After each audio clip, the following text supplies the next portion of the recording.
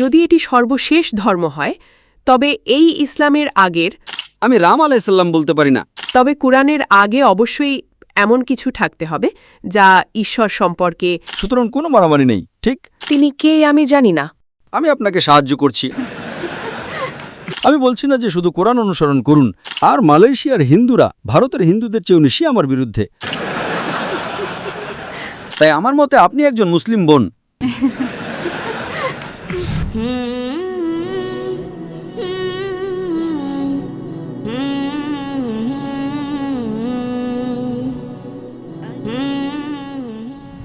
আমি ভারত থেকে শিবলীলা। আমার এখানে একটি প্রশ্ন আছে। আপনি আপনার লেকচার শুরু করেছিলেন এই কথা বলে যে ইসলাম হলো সর্বশেষ ধর্ম বা ধর্মের ক্ষেত্রে একটি বিপ্লব, এবং যদি এটি সর্বশেষ ধর্ম হয় তবে এই ইসলামের আগের ধর্ম কি ছিল, এবং পবিত্র কুরআনের ক্ষেত্রেও একই কথা প্রযোজ্য। যদি এটি সর্বশেষ হয় তবে কুরআনের আগে অবশ্যই এমন কিছু থাকতে হবে যা ঈশ্বর সম্পর্কে এবং আমাদের কি কি নিয়ম মানতে হবে সে সম্পর্কে বলে, ঈশ্বরের কাছে পৌঁছানোর জন্য। বোন একটি প্রশ্ন করেছেন যে আমি আমার লেকচারে বলেছি যে ইসলাম হলো সর্বশেষ ধর্ম এবং এটা একটি বিপ্লব। এখানে একটু ভুল বোঝাবুঝি হয়েছে। আমি কখনোই বলিনি ইসলাম সর্বশেষ ধর্ম। আমি বলেছি কোরআন হলো সর্বশেষ আসমানি কিতাব, বিপ্লব নয়। ঠিক আছে। এবং ইসলাম সর্বশেষ ধর্ম নয়, এটি প্রথম ধর্ম। ঠিক আছে। তার আগে যখন মানুষ ছিল, ইসলামের আগে অনেক ধর্ম বা অনেক এটা ছিল, সেগুলো কি হবে? সেই ধর্মের নিয়মকানুন কি ছিল বা কি হবে? বোন, বেশিরভাগ মানুষের মধ্যে একটা ভুল ধারণা আছে যে ইসলাম একটি নতুন ধর্ম যা 1400 বছর আগে এসেছে এবং নবী মুহাম্মদ সাল্লাল্লাহু আলাইহি সাল্লাম হলেন ইসলাম ধর্মের প্রতিষ্ঠাতা। এটি সম্পূর্ণ ভুল। ইসলাম অনাদিকাল থেকে আছে, যখন থেকে মানুষ পৃথিবীতে পা রেখেছে, এবং নবী মুহাম্মদ ইসলাম ধর্মের প্রতিষ্ঠাতা নন, তিনি হলেন আল্লাহর সর্বশেষ এবং চূড়ান্ত নবী। সুতরাং একটি ভুল ধারণা আছে যে ইসলাম 1400 বছর আগে আসেনি। ইসলাম এসেছে যখন থেকে মানুষ পৃথিবীতে পা রেখেছে, হাজার হাজার বছর ধরে। এবং ইসলাম হলো প্রথম ধর্ম এবং একমাত্র ধর্ম। আল্লাহ তাআলা কোরআনে বলেছেন, সূরা আলে ইমরান সূরা নম্বর 3 আয়াত নম্বর 19, ইসলাম, সর্বশক্তিমান ঈশ্বরের কাছে গ্রহণযোগ্য একমাত্র ধর্ম হলো ইসলাম। ইসলাম মানে ঈশ্বরের কাছে নিজের ইচ্ছাকে সমর্পণ করা। এটি আরবি শব্দ সিলিম থেকে এসেছে। তো আপনি আমাকে প্রশ্ন করেছেন ইসলামের আগে কি নিয়ম ছিল। ইসলামের আগে কোনো মানুষ ছিল না। সুতরাং সমস্ত নবী, আদম আলাইহিস সালাম, নূহ, ইব্রাহিম, ঈসা এবং নবী মুহাম্মদ সাল্লাল্লাহু আলাইহি সাল্লাম নাম ধরে 25 জনের কথা কোরআনে উল্লেখ করা হয়েছে। কিন্তু আমাদের প্রিয় নবী বলেছেন পৃথিবীতে 1,24,000 নবী পাঠানো হয়েছিল। সুতরাং ইসলাম অনুসারে ইসলামই একমাত্র ধর্ম যা সর্বশক্তিমান ঈশ্বর পাঠিয়েছেন। কিন্তু সময়ের সাথে সাথে মানুষ এটি পরিবর্তন করতে থাকে। তাই যখনই তারা পরিবর্তন করেছে, অন্য একজন নবী এসেছেন এবং নতুন অন্য একজন নবীকে পাঠানো হয়েছে। সুতরাং হাদিস অনুসারে মিশকাতুল মাসাবি এর সহিহ হাদিস এটা বলে যে পৃথিবীতে 1,24,000 নবী পাঠানো হয়েছিল। প্রতিটি জাতির কাছে একজন নবী পাঠানো হয়েছিল। নাম ধরে শুধু 25 জনের কথা উল্লেখ করা হয়েছে। যখন বার্তাটি পরিবর্তন হয়ে গেল, তখন সর্বশক্তিমান ঈশ্বর নতুন একজন নবীকে পাঠালেন। সুতরাং যখন এটি পরিবর্তিত হলো, এটি একটি নতুন ধর্মে পরিণত হলো। কিন্তু সত্য ধর্ম কেবল একটি, যা হলো ইসলাম। ইসলাম মানে ঈশ্বরের কাছে নিজের ইচ্ছাকে সমর্পণ করা। ইসলাম শব্দটি মূল শব্দ সালাম থেকে এসেছে, যার অর্থ শান্তি। সুতরাং ইসলাম মানে ঈশ্বরের কাছে নিজের ইচ্ছাকে সমর্পণ করার মাধ্যমে অর্জিত শান্তি। সুতরাং আজকে যা আপনি দেখছেন, সর্বশক্তিমান ঈশ্বরের দেয়া ধর্ম কেবল একটি। এবং আপনি যদি একটা জরিপ করেন বোন, আজকের সমস্ত প্রধান ধর্মগুলোতে, তা হিন্দু ধর্ম, ইহুদি ধর্ম, খ্রিস্টান ধর্ম, এই সমস্ত ধর্মই হোক না কেন, আমি সাধারণত একজন মানুষকে যা বলি তা হলো আজকে শত শত এবং হাজার হাজার ধর্ম আছে, ঠিক কিনা বোন? হ্যাঁ। আমি একটা সাধারণ সমাধান দিচ্ছি যা যা সবাই মেনে নেবে। যদি শুধু আমি মেনে নেই আর আপনি না মানেন, তাহলে লাভ কি? ঠিক, চলুন আসা যাক। সুতরাং কোরআন সূরা আলে ইমরান সূরা নম্বর 3 আয়াত নম্বর 64-তে বলেছে, তাআলু ইলা কালিমাতিন সাওয়াইন বাইনা বাইনাকুম, এমন কথায় আসো যা আমাদের ও তোমাদের মধ্যে এক ও অভিন্ন। তাই আমি একজন মানুষকে বলি, ঠিক আছে, চলুন আমরা একমত হই যে একটি বই 100% ঈশ্বরের বাণী এবং প্রামাণিক। তা হিন্দু বলবে, আমি বেদকে ঈশ্বরের বাণী বলে বিশ্বাস করতে আপত্তি করি না, ঠিক আছে, খ্রিস্টান বলবে আমি বাইবেলকে ঈশ্বরের বাণী বলে বিশ্বাস করতে আপত্তি করি না। ইহুদি বলবে আমি তাওরাতকে ঈশ্বরের বাণী বলে বিশ্বাস করতে আপত্তি করি না। মুসলিম বলবে আমি কোরআনকে ঈশ্বরের বাণী বলে বিশ্বাস করতে আপত্তি করি না। সুতরাং কোনো মারামারি নেই, ঠিক? আমি একটা সাধারণ সমাধান দিচ্ছি। জানেন, যখন আমি স্কুলে ছিলাম তখন ভেন ডায়াগ্রাম সম্পর্কে শিখেছিলাম। ভেন ডায়াগ্রাম মানে হলো দুটি বৃত্ত আছে যা সাধারণ তা উভয়েরই অন্তর্গত। তিনটি বৃত্তও থাকতে পারে, তাই আমি একটি সহজ সমাধান দিচ্ছি। আসুন আমরা ঝগড়া না করি, আসুন আমরা একমত হই যে এই সমস্ত ধর্মগ্রন্থে কি সাধারণ বিষয় রয়েছে। যা সাধারণ আসুন আমরা তা অনুসরণ করি, যা সাধারণ নয় সেটা নিয়ে আমরা ঝগড়া করব না, আমরা আগামীকাল আলোচনা করব। কিন্তু আসুন আমরা সাধারণ বিষয়টা অনুসরণ করতে একমত হই। আমি এখানে বিভেদ আনতে আসিনি, আমি এখানে ঐক্যবদ্ধ করতে এসেছি। কিন্তু কি হয়েছে, প্রতিটি ধর্মেরই নিজস্ব ধর্মগুরু আছে, জানেন? হ্যাঁ হ্যাঁ, যে তারা নিজেদের জন্য সুবিধা তৈরি করে, যাদের জন্য যদি সবাই আমাকে অনুসরণ করে তাহলে আমি ধনী হয়ে যাব, আমি জনপ্রিয় হয়ে যাব। আমি বলি ভাই আমি এখানে নেই, আমি কোনো ধর্মগুরু নই, আমি কেবল একজন ছাত্র। হ্যাঁ, তাই আমি একটা সমাধান দিচ্ছি যে আসুন আমরা একমত হই যে সমস্ত ধর্মগ্রন্থে কি সাধারণ বিষয় রয়েছে। আমি বলছি না যে শুধু কোরআন অনুসরণ করুন। আপনি অনুসরণ করতে চান, ঠিক আছে, আমি অনুসরণ করতে চাই। আসুন আমরা কোরআন, বেদ, বাইবেল, তাওরাতে যা সাধারণ তা অনুসরণ করতে একমত হই। In Quran, in Veda, in Bible, in Torah. যা সাধারণ নয় সেটা সঠিক না ভুল আমরা আগামীকাল আলোচনা করব। তাই আমি প্রধান বিশ্বধর্মগুলোতে ঈশ্বরের ধারণা নিয়ে একটি বক্তৃতা দিয়েছি। যখন আমরা ধর্মগ্রন্থ অধ্যয়ন করি, যখন আপনি পড়েন আপনি একজন হিন্দু, ঠিক বোন? হ্যাঁ, আমি একজন হিন্দু। হ্যাঁ, তো হিন্দি মানে যা ইন্ডিয়া থেকে আসে, সংজ্ঞানুসারে আমিও হিন্দু। আমি ভারত থেকে এসেছি। আমিও ভারত থেকে এসেছি।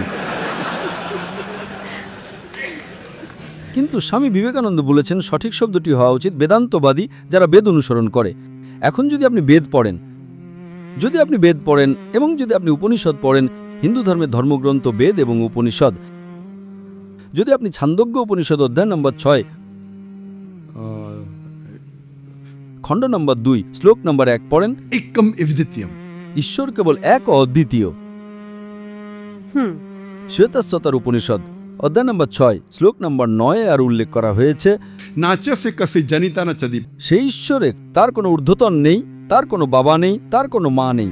তার কোনো মা নেই। হ্যাঁ, শ্বেতাশ্বতার উপনিষদ অধ্যায় নম্বর 4 শ্লোক নম্বর 19 এবং যজুর্বেদ অধ্যায় নম্বর 32 শ্লোক নম্বর 3 বলা হয়েছে, Na tasya patima asti. সেই ঈশ্বরের কোনো প্রতিমা নেই। সংস্কৃতে প্রতিমা মানে মূর্তি। ফটোগ্রাফ, ছবি, মূর্তি, পেন্টিং।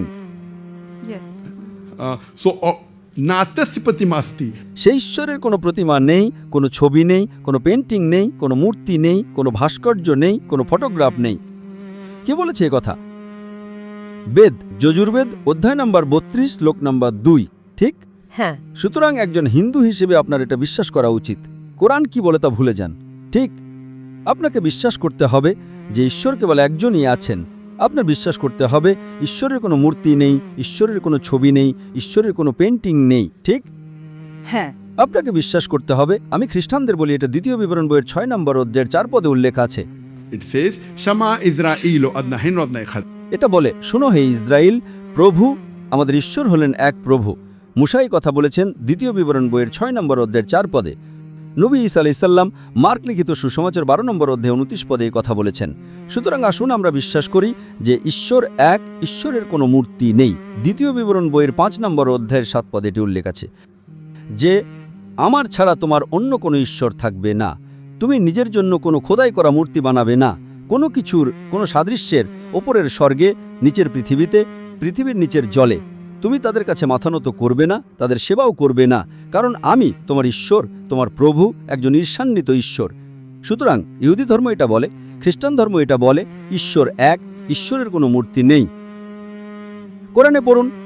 আপনি যদি একজন মুসলিমকে জিজ্ঞাসা করেন ঈশ্বর বা আল্লাহর ধর্মের সংজ্ঞা কি, আমি আপনাকে সেরা যে উত্তরটা দিতে পারি তা হলো সূরা ইখলাস, সূরা নম্বর 112 আয়াত নম্বর 1 থেকে 4। Qul huwallahu ahad, Allahu samad, lam yalid wa lam yulad wa lam yakul lahu kufuwan ahad. বলো তিনি আল্লাহ এক ও অদ্বিতীয়, আল্লাহ অমুখাপেক্ষী এবং চিরস্থায়ী। তিনি কাউকে জন্ম দেননি আর তাকেও জন্ম দেওয়া হয়নি এবং তার সমতুল্য কেউ নেই।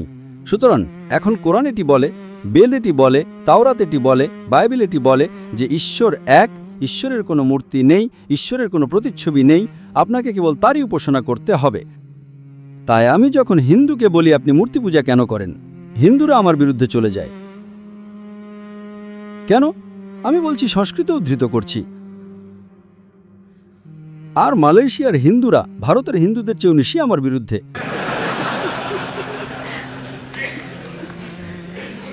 আপনারা জানেন তারা এখানে আমাকে বিনামূল্যে প্রচার দিয়েছে। আমি জিজ্ঞেস করছি আমি কি কারো বিরুদ্ধে কিছু বলছি? আমি বলছি সাধারণ বিষয়গুলোতে একমত হতে। ও জাকির মানুষকে বিভক্ত করছে। আমি কোথায় বিভক্ত করছি? আমি তো ঐক্যবদ্ধ করছি। আমি আপনাদের আমার সাথে যোগ দিতে বলছি না, আমি কেবল একজন ছাত্র। এবং ধর্মগুরুর সাথে আমার আলোচনা হয়েছিল। আপনারা জানেন শ্রী শ্রী রবিশঙ্কর, তিনি বিশ্বের অন্যতম জনপ্রিয় হিন্দু আধ্যাত্মিক নেতা। যখন মঞ্চে তার সাথে আমার আলোচনা হয়েছিল, ঠিক কি না? তার সাথে আমার আলোচনা হয়েছিল, সেটা রেকর্ডিং আছে। তাই আমি বলছি আমি এখানে বিভক্ত করতে আসিনি, আমি এখানে ঐক্যবদ্ধ করতে এসেছি। তারপর আমি তাদের বলি এটা আপনাদের ধর্মগ্রন্থে উল্লেখ করা আছে। যদি আপনারা কল্কি অবতার পড়েন, আপনি কল্কি অবতার সম্পর্কে জানেন? হ্যাঁ স্যার। যদি আপনি কল্কি পুরাণ পড়েন, কল্কি পুরাণের অধ্যায় নম্বর 2 শ্লোক নম্বর 5, 7, 9, 11, 14তে বলা হয়েছে, আমি তথ্য দিচ্ছি, যে একজন শেষ অবতার আসতে চলেছে যার বাবার নাম হবে বিষ্ণু যশ। বিষ্ণু মানে ঈশ্বর, যশ মানে বান্দা, ঈশ্বরের বান্দা। নবী মুহাম্মদ সাল্লাল্লাহু আলাইহি সাল্লামের বাবার নাম ছিল আব্দুল্লাহ, আল্লাহর বান্দা। কে বলেছে এটা? কল্কি পুরাণ, কোরআন নয়। এতে বলা আছে মায়ের নাম হবে সুমতি। সুমতি মানে শান্তি, প্রশান্তি। মুহাম্মদ সাল্লাল্লাহু আলাইহি সাল্লামের মায়ের নাম ছিল আমিনা, শান্তি, প্রশান্তি। তিনি সম্বল গ্রামে জন্মগ্রহণ করবেন, শান্তির গ্রাম মক্কা। তিনি মক্কার নেতার বংশে জন্মগ্রহণ করবেন। মুহাম্মদ সাল্লাল্লাহু আলাইহি সাল্লাম কুরাইশ বংশে জন্মগ্রহণ করেছিলেন। তিনি একটা গুহায় জ্ঞানায়গ্রাম করবেন। তিনি তা গারে হেরায় পেয়েছিলেন। তিনি উত্তর দিকে হিজরত করবেন এবং ফিরে আসবেন। নবী মুহাম্মদ সাল্লাল্লাহু আলাইহি সাল্লাম উত্তর দিকে মদিনায় হিজরত করেছিলেন এবং ফিরে এসেছিলেন। তার 4 জন খুব ঘনিষ্ঠ বন্ধু থাকবে, 4 জন খোলাফায়ে রাশেদিন। কে বলেছে এটা? কল্কি অবতার। এটা কোরআনে নেই। আপনি কি জানেন কোরআন এটা বলে না? কোরআন এই 4 জন বন্ধুর কথা বলে না, সেটা হাদিসে আছে, আমরা এটা বিশ্বাস করি। কিন্তু এটা কল্কি পুরাণে আছে বিস্তারিত। তাই যখন আপনাদের ধর্মগ্রন্থ বলছে যে কল্কি অবতার আসতে যাচ্ছেন, তখন আপনারা কেন কল্কি অবতার বিশ্বাস করেন না? বোন, আপনি কি আমাকে বলতে পারবেন এই কল্কি অবতার কে? দশম হ্যাঁ, বিষ্ণুর 10ম অবতার। আমরা এমনটাই বিশ্বাস করি। বিষ্ণুর 10ম অবতার, যিনি সর্বশেষ, যিনি আসবেন তিনি কে আমি জানি না। আমি আপনাকে সাহায্য করছি। আমি একমত। আমি আপনাদের ধর্মগ্রন্থ পড়েছি। আমি আপনাদের ধর্মগ্রন্থ ঠিক না ভুল তা নিয়ে তর্ক করছি না। আপনি একজন হিন্দু, আপনি বিশ্বাস করেন, আপনি অনুসরণ করেন। আপনি আমাকে কোরআন থেকে যে কোনো কিছু বলুন, যে কোনো আয়াত, 114টা সূরা যে কোনোটি থেকে। আপনি এটা পছন্দ করেন বা না করেন, আপনি হয়তো বিশ্বাস করবেন না। আপনি বলবেন ডক্টর জাকির, আপনি একজন মুসলিম, আপনি কেন অমুক সূরা এবং অমুক আয়াতটি অনুসরণ করেন না? যদি আমি না করি, আমি মানব যে আমি ভুল, আমি সেটা অনুসরণ করব। কারণ আমি বিশ্বাস করি আল্লাহ তাআলা কোরআন নাজিল করেছেন। যখন আপনি বেদ এবং হিন্দু ধর্মগ্রন্থগুলোকে ঈশ্বরের বাণী বলে বিশ্বাস করেন, তখন আপনি সেগুলো অনুসরণ করেন না কেন? আমি কি এখানে বিভক্ত করতে এসেছি নাকি একত্রিত করতে? একত্রিত করতে। তাই দয়া করে আপনি কি আপনার এখানকার হিন্দু বন্ধুদের বলতে পারবেন? হ্যাঁ, অবশ্যই। আমি মালয়েশিয়াতে হিন্দু ও মুসলিমদের একত্রিত করতে এসেছি, বিভক্ত করতে নয়। কিন্তু সমস্যা হলো এখানকার হিন্দু নেতাদেরকে অনুসরণ করবে না। আপনি ভারতে দেখছেন, মাশাআল্লাহ, আমি বিশাল দর্শকদের সামনে বক্তৃতা দিই এবং গড়ে 25% থাকে অমুসলিম, প্রায় হিন্দু। বোম্বেতে যখন আমি 3 লক্ষ মানুষের সামনে বক্তৃতা দিয়েছিলাম, মাশাআল্লাহ 75,000 হিন্দু ছিল। শত শত হাজার হাজার হিন্দু আসে এবং আমরা অমুসলিমদের প্রথম সুযোগ দিই। এই মানুষগুলোর বেশিরভাগই তারা আসে, তারা প্রশ্ন করে, তারা একমত হতে পারে, তারা দ্বিমত পোষণ করতে পারে। তাই আমার প্রশ্ন আবার আপনার কাছে, বোন, আপনি কি বিশ্বাস করেন ঈশ্বর এক? হ্যাঁ। আপনি কি বিশ্বাস করেন মূর্তি পূজা ভুল? হ্যাঁ, আমি করি। খুব ভালো। আপনি কি বিশ্বাস করেন নবী মুহাম্মদ সাল্লাল্লাহু আলাইহি সাল্লাম হলেন শেষ এবং চূড়ান্ত বার্তাবাহক, যা আপনাদের কল্কি অবতার উল্লেখ করা আছে? হ্যাঁ, আমি বিশ্বাস করি। খুব ভালো। খালাস, মাত্র 2টি ন্যূনতম জিনিসের প্রয়োজন বোন কারো মুসলিম হওয়ার জন্য। যে কোনো মানুষের মুসলিম হওয়ার জন্য যে 2টি মূল শর্ত প্রয়োজন, তা হলো প্রথমত একমত হওয়া যে ঈশ্বর একজন, যার কোনো মূর্তি নেই। দ্বিতীয়ত এটা বিশ্বাস করা যে নবী মুহাম্মদ সাল্লাল্লাহু আলাইহি সাল্লাম হলেন বার্তাবাহক। দেখুন, যখন আপনি কোনো স্কুলে ভর্তি হন, আপনার একটা শর্ত পূরণের প্রয়োজন হয়। তারপর আপনি হয়তো নার্সারি থেকে জুনিয়র কেজি, তারপর প্রথম শ্রেণী, দ্বিতীয় শ্রেণী, তৃতীয় শ্রেণীতে যেতে পারেন। ইসলামের স্কুলে ভর্তি হতে একমাত্র সত্য ধর্মে, তা হলো এক ঈশ্বরে বিশ্বাস করা এবং নবী মোহাম্মদ সাল্লাল্লাহু আলাইহি সাল্লামকে বার্তাবাহক হিসেবে বিশ্বাস করা। তাই আমার মতে আপনি একজন মুসলিম বোন। যদি আপনি এক ঈশ্বরে বিশ্বাস করেন, ঠিক কিনা? হ্যাঁ। এবং যদি আপনি বিশ্বাস করেন যে মূর্তি পূজা ভুল, এবং যদি আপনি বিশ্বাস করেন নবী মোহাম্মদ সাল্লাল্লাহু আলাইহি সাল্লাম একজন বার্তাবাহক, মুসলিম হওয়ার জন্য এটাই প্রাথমিক প্রয়োজন। তারপর আপনি হয়তো দ্বিতীয় বিভাগ, প্রথম বিভাগ, বিশেষ সম্মান পেতে পারেন, সেটা পরের বিষয়। কিন্তু ন্যূনতম কারো মুসলিম হওয়ার জন্য এই দুটো জিনিসে বিশ্বাস করা জরুরি। এবং আবার মুসলিম মানে এই নয় যে আপনার নাম জাকির, সুলতান, মোহাম্মদ হতে হবে। মুসলিম মানে এমন একজন মানুষ যে তার ইচ্ছাকে আল্লাহ তাআলার কাছে সমর্পণ করে, তার ইচ্ছাকে আল্লাহ তাআলার কাছে সমর্পণ করে। তাই এই প্রশ্নটি আমি করছি বোন, আমি এখানে একত্রিত করতে এসেছি। আপনি আমাকে কোরআন থেকে যে কোনো কিছু বলুন। জাকির, আপনি বড় বড় বক্তৃতা দিচ্ছেন, ঠিক আছে, আপনি কেন কোরআনের এই সূরা এবং এই আয়াতটি অনুসরণ করেন না? এবং যদি আমি তা অনুসরণ না করে থাকি, আমি অনুসরণ করা শুরু করব, ঠিক কিনা? আমি এখানে যা করতে এসেছি, এসে সাধারণ মিলগুলো খুঁজে বের করতে, হিন্দু ধর্মগ্রন্থগুলোর মধ্যে, বাইবেলের মধ্যে। এবং আমি যদি ভুল হই, আপনি এসে আমাকে বলতে পারেন যে আমি ভুল। আমি একজন মানুষ, আমার ভুল হতে পারে, কিন্তু আমাকে বলুন আমার ভুল কোথায়। শুধু এটা নিয়ে প্রবন্ধ লিখে যে জাকির বিভক্ত করতে এসেছে, জাকির একজন তন্ত্রবাদী, জাকির অর্থ পাচার করছে। এর মাধ্যমে কি আমি বলতে পারি বেদ হলো কোরআনের ভিত্তি অথবা উহু ইসলামের নিয়মকানুন? দেখুন, আপনাকে যা বুঝতে হবে, সর্বশক্তিমান আল্লাহ তাআলা সূরা রাদ, সূরা নম্বর 13, আয়াত নম্বর 38 বলেছেন যে তদফকুল্লি আজরিন কিতাব, প্রত্যেক যুগেই আসমানি কিতাব নাজিল হয়েছে। এটা কোরআনের একটি আয়াত যে আল্লাহ তাআলা অনেকগুলো আসমানি কিতাব নাজিল করেছেন। নাম উল্লেখ করে শুধু 4টির কথা বলা হয়েছে, তৌরাত, জাবুর, ইনজিল আর কোরআন। কিন্তু এমন অনেকগুলো ছিল যাদের নাম উল্লেখ নেই। আপনি আমাকে জিজ্ঞেস করছেন, আপনি কি বলতে পারেন এটা কোরআনের ভিত্তি? নিশ্চয়ই নয়, কারণ নাম উল্লেখ করা নেই। আমরা বিশ্বাস করি ইনজিল হলো ঈসা আলাইহিস সালামের উপর নাজিল হওয়া ওহী, জাবুর ছিল দাউদ আলাইহিস সালামের উপর নাজিল হওয়া ওহী,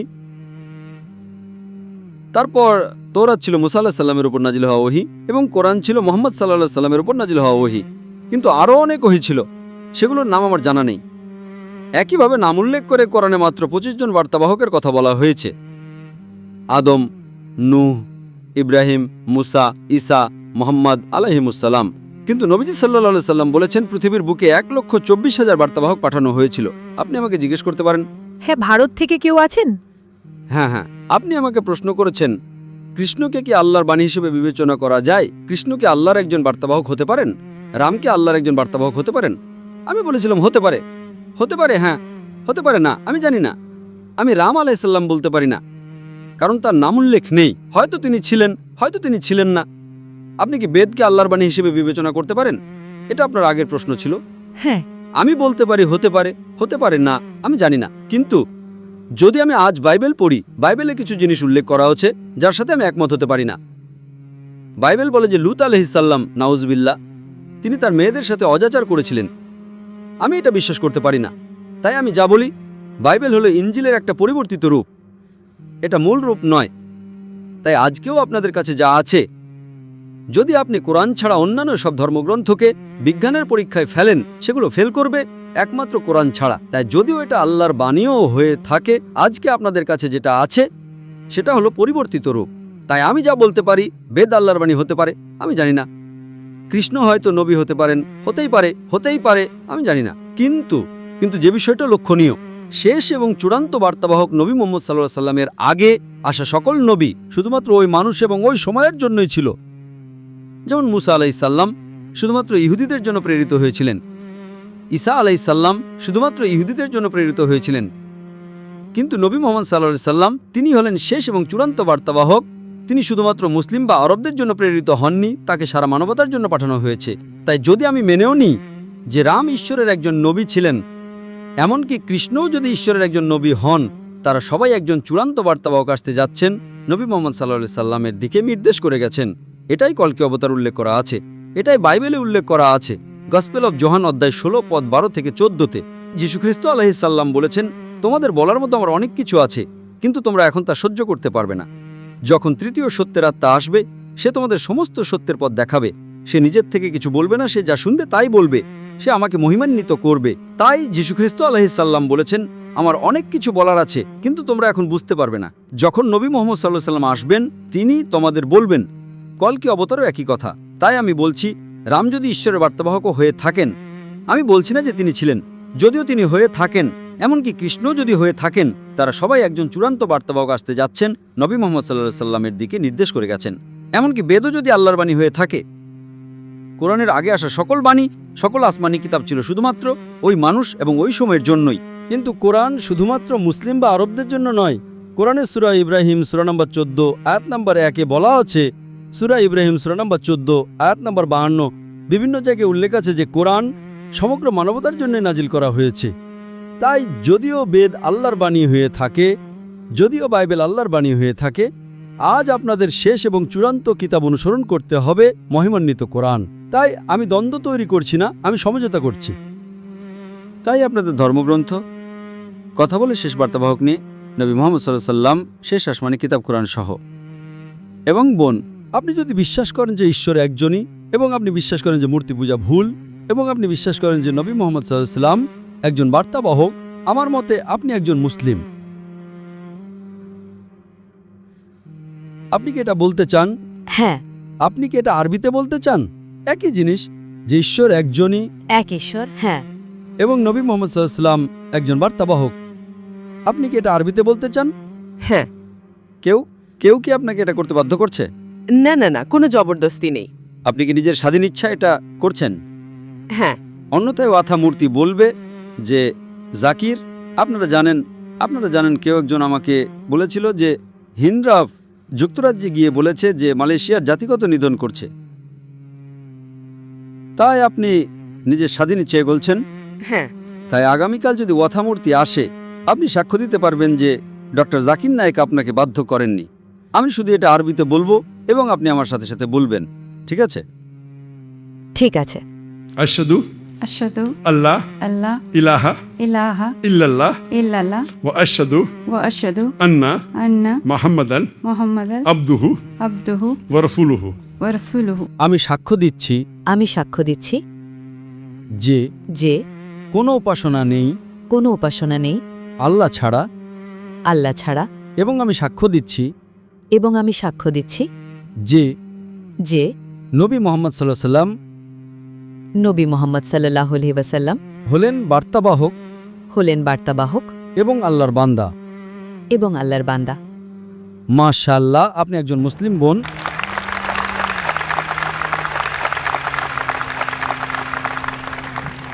এবং আমি আল্লাহ সুবহানাহু ওয়া তাআলার কাছে প্রার্থনা করি যেন তিনি আপনাকে আরও হেদায়েত দান করেন। আমরা এখানে একত্রিত করতে এসেছি, আমরা এখানে বিভক্ত করতে আসিনি। এবং মুসলিমদের সাথেও আমার একই নীতি। বিভিন্ন ধরনের মুসলিম আছে, ইসলামে কোনো বিভাজন থাকা উচিত নয়। দুর্ভাগ্যজনকভাবে সংস্কৃতির কারণে ভারতের সংস্কৃতি আলাদা, পাকিস্তানের আলাদা, মালয়েশিয়ার আলাদা, ইন্দোনেশিয়ার আলাদা, কিন্তু আমরা সবাই একই ঈশ্বরের সৃষ্টি এবং আমাদের একই বিশ্বাস অনুসরণ করা উচিত। সংস্কৃতিতে পার্থক্য থাকতে পারে, কোনো সমস্যা নেই, কিন্তু আমাদের দিন, ইন্নাদ-দীনা ইনদাল্লাহিল ইসলাম।